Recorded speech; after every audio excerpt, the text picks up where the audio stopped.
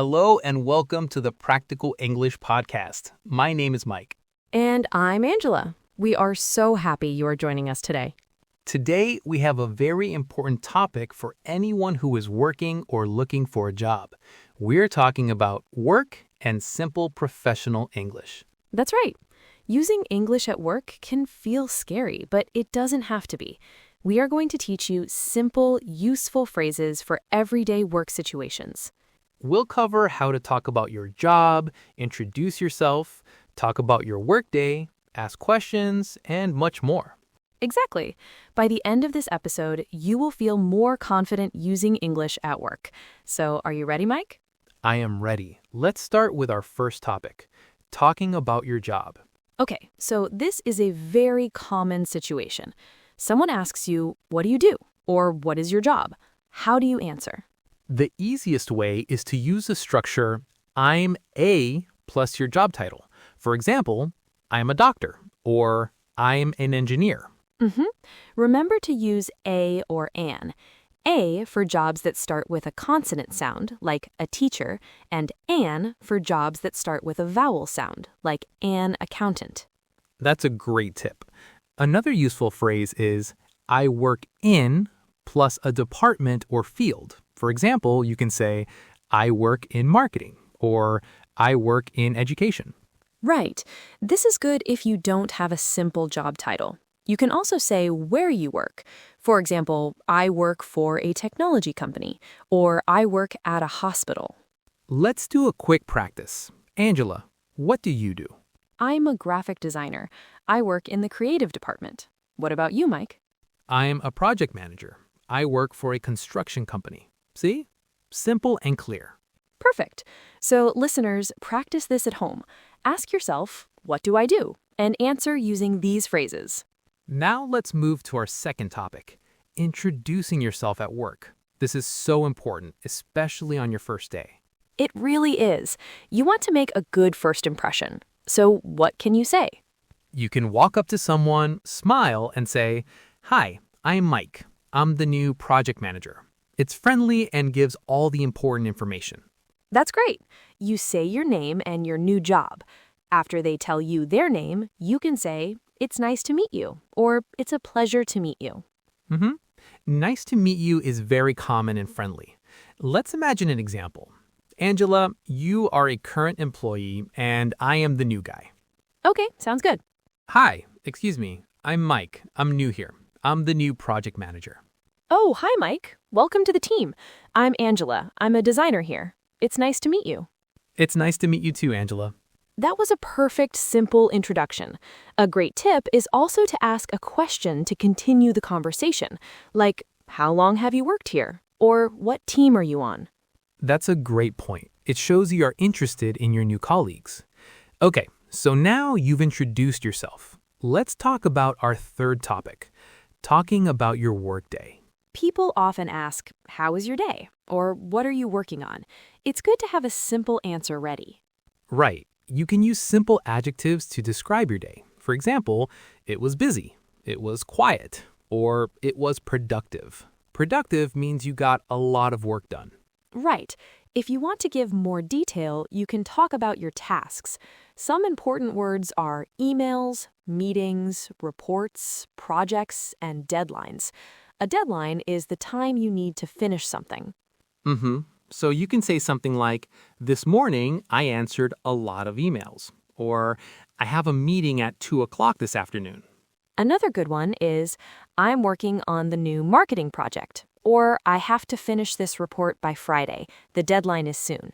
These are great practical phrases. A quick tip, for daily routines, use the simple present tense, like, I check my email every morning. For things happening now, use the present continuous. I am preparing for a presentation. Excellent tip, Angela. That grammar point is very useful. Okay, that leads us to our next topic, asking simple questions at work. Yes, it's so important to be able to ask for help or information.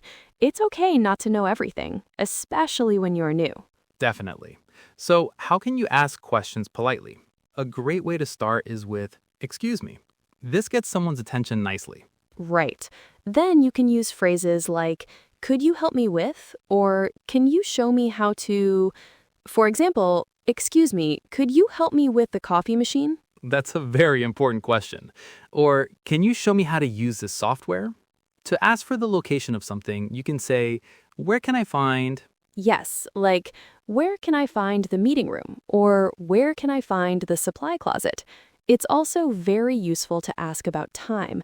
You can ask, what time is the meeting? Or when is the deadline for this task? Great examples. And a very important tip. Always remember to say please and thank you. For example, could you help me please? And after they help, thank you so much. Being polite is key in a professional environment. It makes people want to help you. Exactly. Now for topic number 5, talking about your skills. This is useful in job interviews, but also when you talk about projects with your team, you need to be able to say what you can do well. For sure. A great phrase is, I'm good at, and then a skill often ending in ing. For example, I'm good at organizing things, or I'm good at solving problems.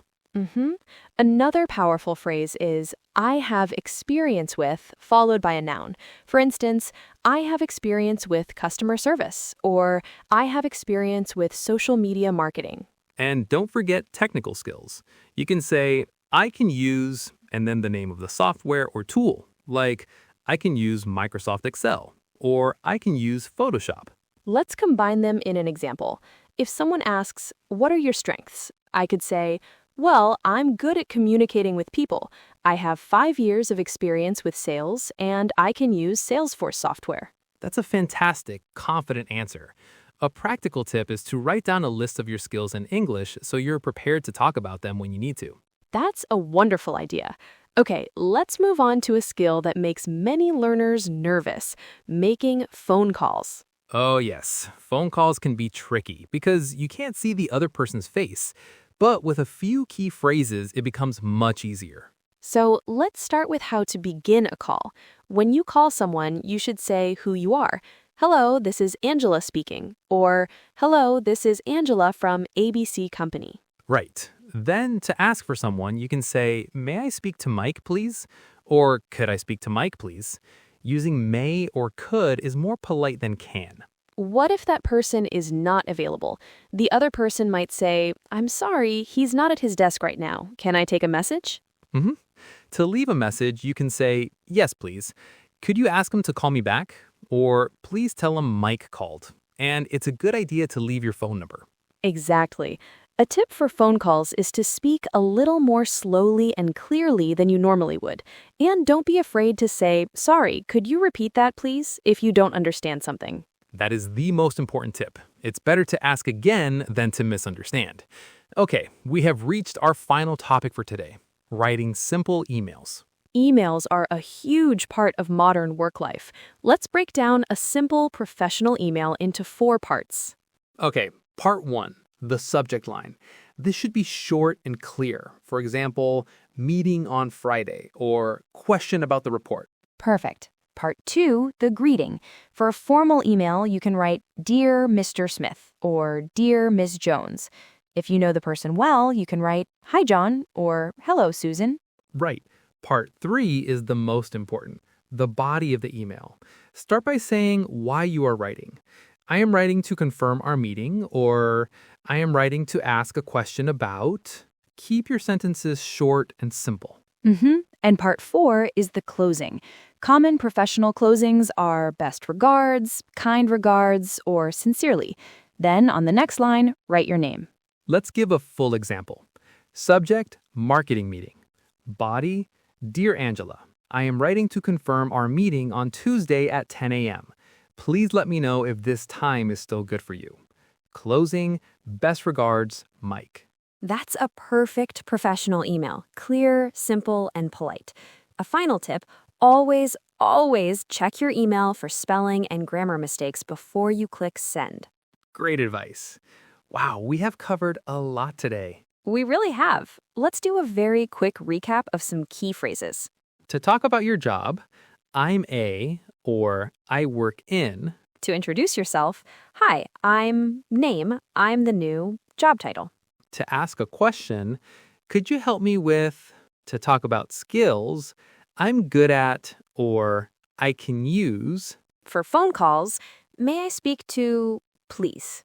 And for emails, start with a clear subject line and use best regards to close. Remember, the key is to keep it simple and be polite. Practice these phrases and you will build your confidence. You can do it. That's all the time we have for today. Thank you so much for listening to the Practical English Podcast. We hope you found it helpful. Join us next time for more practical English tips. Goodbye for now. Bye, everyone.